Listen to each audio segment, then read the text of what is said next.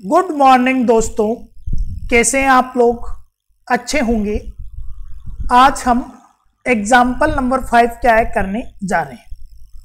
देखिए क्या क्या गिवन है एग्जाम्पल नंबर 5 के अंदर। अपने को एक तो Q की वैल्यू गिवन है, Q इक्वल होता है W क्रॉस R, एक तो ये गिवन है। श्योर डेट अपने को प्रूफ करना है। अगर मैं Q का क्या करूँगा, करल लूँगा, मतलब डेल क्रॉस Q फाइंड करूँगा, वो तो 2W के बराबर आएगा। ये अपने को यहाँ पे क्या करना है, प्रूफ करना है। इंडेक्स नोटेशन से ये अपने को प्रूफ करना है। Where vector W is the constant vector, और अपने को W क्या है, कांस्टेंट वेक्टर क्या है, गिवन है। समझ में आई भी बात क्या है। Q गिवन है अपने को, Q की वैल्यू ये है। अपने को डेल क्रॉस Q फाइंड करना है और बताना है वो 2W के बराबर आएगा। यहाँ पे W क्या है, कांस्टेंट वेक्टर है। लेते हैं सबसे पहले क्या गिवन है, देखो Q इक्वल क्या है, W क्रॉस R। आपको पता है A क्रॉस B क्या होता है, इप्सिलॉन IJ के। A के क्या लगाते हैं J और B के क्या लगाते हैं K, ठीक है ना। देखो ये J है ना, तो ये J A के नीचे और ये K है वो क्या है, B के नीचे। ये क्रॉस प्रोडक्ट की डेफिनेशन होती है।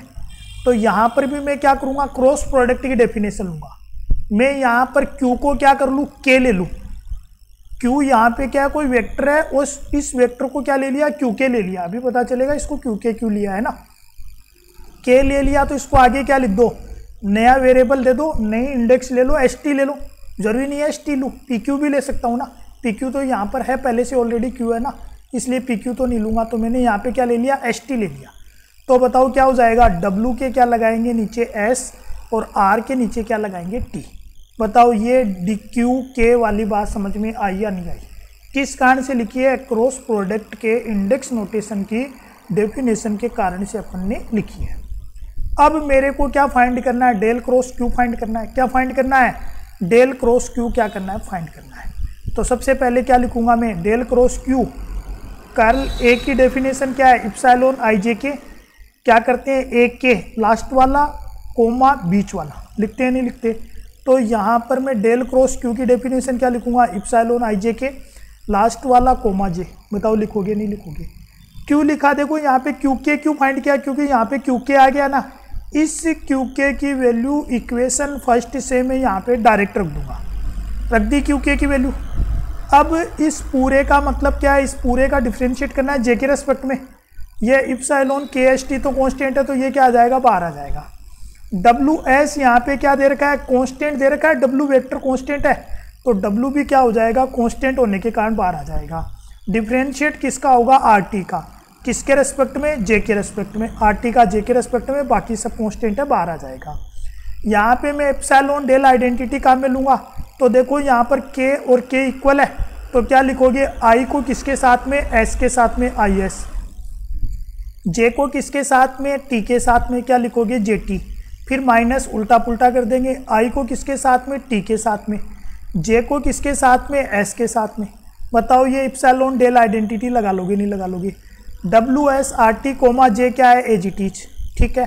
अब मैं क्या करूँ, इनको मल्टीप्लाई करूँ, IS को JT से मल्टीप्लाई करूँ। IS को किससे मल्टीप्लाई करे, JT से मल्टीप्लाई करे। IS को किससे मल्टीप्लाई करूँ, JT से मल्टीप्लाई करूँ, ठीक है। IS को JT से मल्टीप्लाई करूँगा तो देखो क्या हो जाएगा, देखो WS, देखो S कहाँ पे आ रहा है, यहाँ पे आ रहा है S, तो S से S हट जाएगा, ये क्या आ जाएगा, I आ जाएगा। देखो यहाँ पे T आ रहा है, तो T से T हट जाएगा, बताओ क्या आ जाएगा, J कोमा J आ जाएगा। यहाँ पे देखो फिर S आ रहा है, S देखो यहाँ पर कहाँ पे आ रहा है, यहाँ पे आ रहा है S, तो S से S हट जाएगा, बताओ क्या आ जाएगा, J आ जाएगा। यहाँ पे देखो T यहाँ पे आ रहा है, तो क्या हो जाएगा, T से T क्या हो जाएगा, यहाँ पे क्या है, हट जाएगा, बताओ क्या आ जाएगा, I कोमा J आ जाएगा। आ जाएगा नहीं आ जाएगा। अब ध्यान देना भाई बात को, RJ comma J, RJ comma J, RJ comma J को क्या लिख सकते हैं, डेल JJ लिख सकते हैं। क्यों लिख सकते हैं भी del JJ, RJ comma J का मतलब क्या है, देखो del RJ comma del RJ, तो इसका मतलब क्या हुआ अभी बताओ, x ले लो इसको, तो क्या हो जाएगा, डेल x1 अपॉन y ले लो एक बार को। क्या है ये, RJ कोमा J, ठीक है। ध्यान देना एक बार मेरी बात को। डेल आर जे क्या है, एक वेक्टर है यहाँ पर, अपॉन डेल वाई जे, इसके रेस्पेक्ट में इसका डिफ्रेंशिएट करना है। आर जे वेक्टर को क्या लिख सकते हो आप, क्या लिख सकते हो आर जे वेक्टर को, y1 आई कैप, y2 जे कैप, e1 ले लो, e2 और क्या लिख सकते हैं e3। ठीक है, डिफ्रेंशिएट करूँगा पार्शियली किसके रेस्पेक्ट में, 1 के रेस्पेक्ट में। एक बार रुकिए, एक बार देखो सिंपल ही बता देता हूँ। हाँ सिंपल देखिए भाई, डेल आर जे जे का मतलब क्या है, देखो आर जे जे, आर क्या है यहाँ पे कोऑर्डिनेट है y1 y2 y3, तो क्या है जे का मतलब क्या होता है अभी, डेल वाई जे, और इसको क्या लिख सकते हैं डेल वाई जे, ऐसा भी लिख सकते हैं इसको। ठीक है ना, इसका मतलब क्या है, del y1 upon del y1 plus del y2 upon del y2, क्या है इसका मतलब डेल y3 अपॉन कितना डेल y3। बताओ del y1 upon del y1 1 1 1, तो ये कितना हो जाएगा 3। तो मेरे पास में आर जे कोमा जे, इसकी वैल्यू कितनी आ जाएगी 3 क्या है आ जाएगी। ध्यान रखना है। Del I comma J, del I comma J बताओ क्या होगा, del Y I upon del Y J. ये देखो अलग है और ये अलग है, ये इस तरीके से है जैसे मैं इसको क्या मान लूँ डेल y1 और इसको क्या ले लूँ डेल y2। तो देखो y1 का y2 के रेस्पेक्ट में पार्शियली डिफ्रेंशिएट करेंगे तो बताओ वैल्यू क्या आएगी, 0 आएगी नहीं आएगी। तो इसकी वैल्यू क्या आ जाएगी, यहाँ पे 0 क्या है आ जाएगी। अगर ये दोनों सेम हुए आई हुए तो वैल्यू क्या आ जाएगी 1 आ जाएगी। तो इसको मैंने क्या लिखा है, क्रोनेकर डेल्टा लिखा है। क्रोनेकर डेल्टा की वैल्यू 0 भी हो सकती है और क्या हो सकती है 1 भी हो सकती है। तो यहाँ पे आर जे जे को तो क्या लिख लिया मैंने डेल आई। ठीक है, आर आई कोमा जे को क्या लिख लिया मैंने, क्रोनेकर डेल्टा लिख लिया। डेल आई की वैल्यू क्या होती है 3 होती है, पता है आपको, याद रखना है। डेल आई की वैल्यू क्या होती है 3 होती है। क्यों, डेल आई इक्वल क्या लिखोगे डेल 1 1 प्लस डेल 2 2 क्या लिखोगे डेल 3 3, और डेल 1 1 की वैल्यू 1 2 3, तो ये कितना हो जाएगा 3। तो यहाँ पे इसकी वैल्यू 3 लिख देंगे। और del R I comma J, इसको क्या लिख सकते हैं del I J, Kronecker delta. अब क्रोनेकर डेल्टा का फॉर्मूला लगाओ, देखो जे यहाँ पर है, जे यहाँ पर है, तो जे से जे हट जाएगा, ये क्या बन जाएगा डब्लू आई। ये 3 डब्लू आई है, 3 डब्लू आई में से डब्लू आई गए, 3 डब्लू आई में से डब्लू आई गए 2 डब्लू आई। डब्लू आई यहाँ पे वेक्टर है तो क्या लिख सकते हैं 2 डब्लू लिख सकते हैं, नहीं लिख सकते। तो डेल क्यू बराबर मेरे पास में क्या आ गया 2 डब्लू क्या है आ गया। यही मेरे को क्या करना था, प्रूफ क्या है करना था। एग्जाम्पल नंबर 6 का फर्स्ट देखिए, शो डेटेड अ डिटर्मिनेट। इस डिटर्मिनेट की वैल्यू बतानी है अपने को, ये होगी यहाँ पे इप्सिलॉन आई जे क्या है, परमुटेशन सिंबल क्या है। चलो प्रूफ करते हैं। वी नो डेट, हम जानते हैं वेक्टर ए को इस तरीके से लिख सकते हैं और वेक्टर बी को इस तरीके से लिख सकते हैं और वेक्टर सी को इस तरीके से लिख सकते हैं।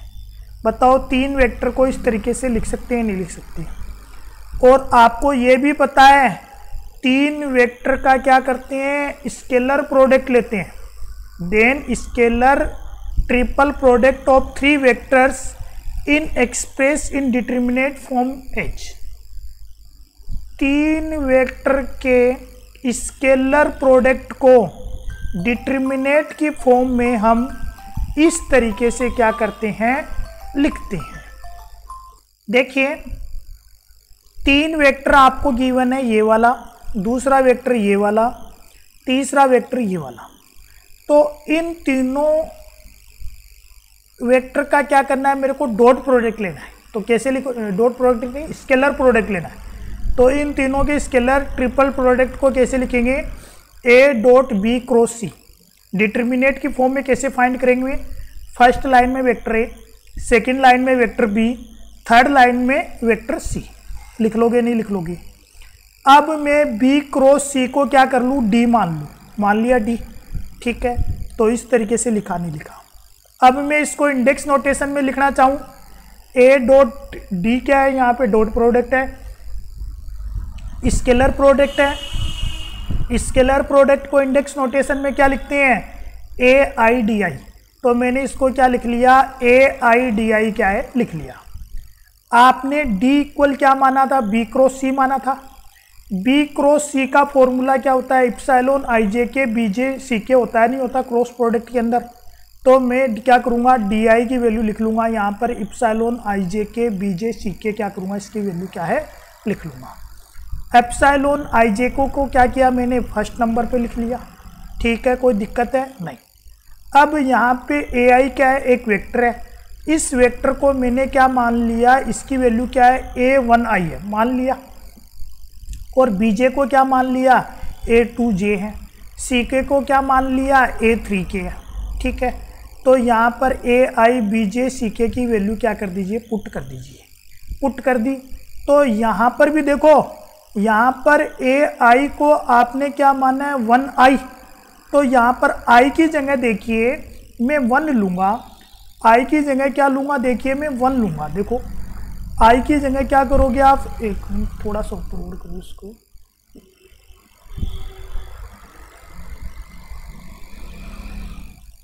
देखिए यहाँ पर AI की जगह आपने क्या लिखा है, A1I। तो AI की जगह क्या लिख दिया, A1I। BJ की जगह आपने क्या लिखा है, A2J लिख दिया।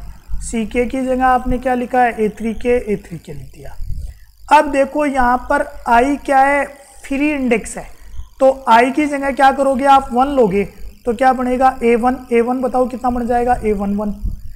अगर I की जगह 2 लूँगा, कैपिटल A2, I की जगह क्या लूँगा, 2 लूँगा, तो क्या बन जाएगा, ये A12।